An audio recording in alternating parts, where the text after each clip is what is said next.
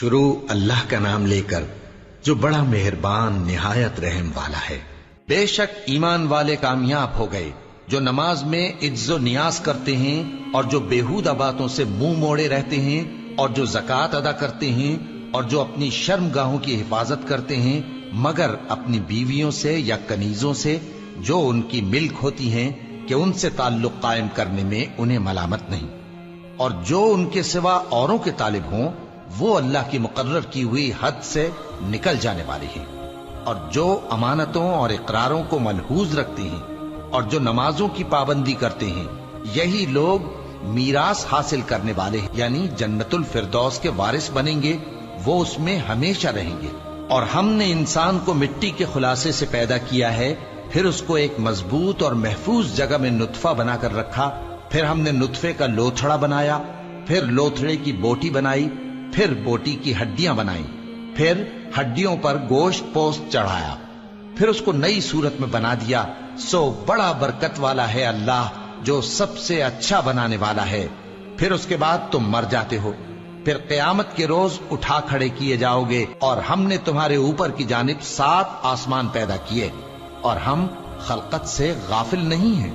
اور ہم ہی نے آسمان سے ایک اندازے کے ساتھ پانی برسایا، پھر اس کو زمین میں ٹھہرا دیا، اور ہم اس کے نابود کر دینے پر بھی قادر ہیں۔ پھر ہم نے اس سے تمہارے لیے کھجوروں اور انگوروں کے باغ بنائے، ان میں تمہارے لیے بہت سے میوے ہوتے ہیں اور ان میں سے تم کھاتے ہو۔ اور وہ درخت بھی ہم ہی نے پیدا کیا جو طور سینا کے دامن میں ہوتا ہے، یعنی زیتون کا درخت کہ کھانے کے لیے روغن اور سالن لیے ہوئے اگتا ہے۔ اور تمہارے لیے چوپایوں میں بھی عبرت ہے کہ جو ان کے پیٹوں میں ہے اس سے ہم تمہیں دودھ پلاتے ہیں، اور تمہارے لیے ان میں اور بھی بہت سے فائدے ہیں، اور بعض کو تم کھاتے بھی ہو، اور ان پر اور کشتیوں پر تم سواری بھی کرتے ہو۔ اور ہم نے نوح کو ان کی قوم کی طرف بھیجا تو انہوں نے ان سے کہا کہ اے قوم، اللہ ہی کی عبادت کرو، اس کے سوا تمہارا کوئی معبود نہیں، تو کیا تم ڈرتے نہیں؟ اس پر ان کی قوم کے سردار جو کافر تھے کہنے لگے کہ یہ تو تم ہی جیسا آدمی ہے، تم پر بڑائی حاصل کرنی چاہتا ہے، اور اگر اللہ چاہتا تو فرشتے اتار دیتا۔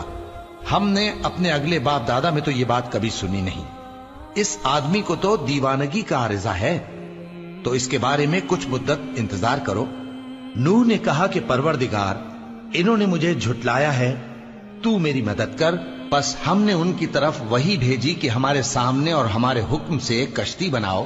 پھر جب ہمارا حکم آ پہنچے اور تنور پانی سے بھر کر جوش مارنے لگے تو سب قسم کے پالتو حیوانات میں سے جوڑا جوڑا یعنی نر اور مادہ 2 کشتی میں بٹھا لو، اور اپنے گھر والوں کو بھی سوائے ان کے جن کے نسبت ان میں سے ہلاک ہونے کا حکم پہلے صادر ہو چکا ہے۔ اور ظالموں کے بارے میں مجھ سے کچھ نہ کہنا، وہ ضرور ڈبو دیے جائیں گے۔ بس جب تم اور تمہارے ساتھی کشتی میں بیٹھ جاؤ تو اللہ کا شکر کرنا اور کہنا کہ سب تعریف اللہ ہی کے لیے ہے جس نے ہم کو ظالم لوگوں سے نجات بخشی۔ اور یہ بھی دعا کرنا کہ اے پروردگار، ہم کو مبارک جگہ اتاریو، اور تو سب سے بہتر اتارنے والا ہے۔ بے شک اس قصے میں نشانیاں ہیں اور ہمیں تو آزمائش کرنا تھی۔ پھر ان کے بعد ہم نے ایک اور جماعت پیدا کی، اور انہی میں سے ان میں ایک پیغمبر بھیجا جس نے ان سے کہا کہ اللہ ہی کی عبادت کرو کہ اس کے سوا تمہارا کوئی معبود نہیں، تو کیا تم ڈرتے نہیں؟ اور ان کی قوم کے سردار جو کافر تھے اور آخرت کے آنے کو جھوٹ سمجھتے تھے، اور دنیا کی زندگی میں ہم نے ان کو آسودگی دے رکھی تھی، کہنے لگے کہ یہ تو تم ہی جیسا آدمی ہے، جس قسم کا کھانا تم کھاتے ہو اسی طرح کا یہ بھی کھاتا ہے، اور جو پانی تم پیتے ہو اسی قسم کا یہ بھی پیتا ہے، اور اگر تم نے اپنے ہی جیسے آدمی کا کہا مان لیا تب تو تم گھاٹے میں پڑ گئے۔ کیا یہ تم سے یہ کہتا ہے کہ جب تم مر جاؤ گے اور مٹی ہو جاؤ گے اور ہڈیوں کے سوا کچھ نہ رہے گا تو تم زمین سے نکالے جاؤ گے؟ جس بات کا تم سے وعدہ کیا جاتا ہے بہت بعید اور بہت بعید ہے۔ زندگی تو یہی ہماری دنیا کی زندگی ہے کہ اسی میں ہم مرتے اور جیتے ہیں، اور ہم پھر نہیں اٹھائے جائیں گے۔ یہ تو ایک ایسا آدمی ہے جس نے اللہ پر جھوٹ افطرا کیا ہے، اور ہم اس کو ماننے والے نہیں۔ پیغمبر نے کہا کہ اے پروردگار، انہوں نے مجھے جھوٹا سمجھا ہے، تو میری مدد کر۔ فرمایا کہ یہ تھوڑے ہی عرصے میں پشیمان ہو کر رہ جائیں گے، آخر ان کو وعدہ برحق کے مطابق जोर की आवाज ने आ पकड़ा तो हमने उनको कूड़ा कर डाला। बस जालिम लोगों पर लानत है। फिर उनके बाद हमने और जमातें पैदा की। कोई जमात अपने वक्त से न आगे जा सकती है न पीछे रह सकती है। फिर हम लगातार अपने पैगंबर भेजते रहे। जब किसी उम्मत के पास उसका पैगंबर आता था तो वो उसे झुटला देते थे, तो हम भी बाज को बाज के पीछे हलाक करते और उन पर अजाब लाते रहे और उनको दास्तानें बनाकर छोड़ते रहे। बस जो लोग ईमान नहीं लाते उन पर लानत।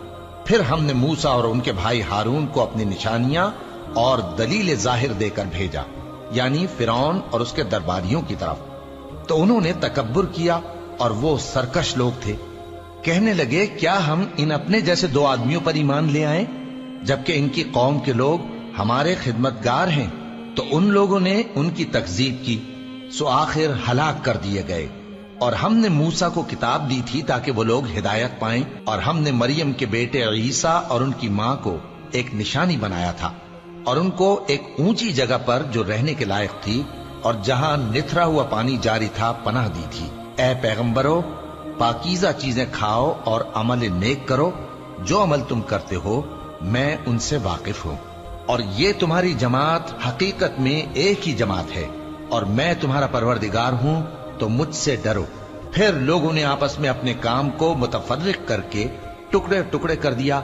जो चीज जिस फिरके के पास है वो उसी से खुश हो रहा है। तो इनको एक मुद्दत तक इनकी गफलत में ही रहने दो।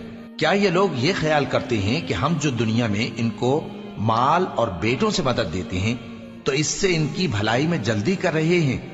नहीं, बल्कि ये समझते ही नहीं। जो लोग अपने परवरदिगार के खौफ की वजह से डरते हैं और जो अपने परवरदिगार की आयतों पर ईमान रखते हैं और जो अपने परवरदिगार के साथ शरीक नहीं करते और जो दे सकते हैं देते हैं, जबकि उनके दिल इस बात से डरते रहते हैं कि इनको अपने परवरदिगार की तरफ लौट कर जाना है। यही लोग नेकियों में जल्दी करते हैं और यही इनके लिए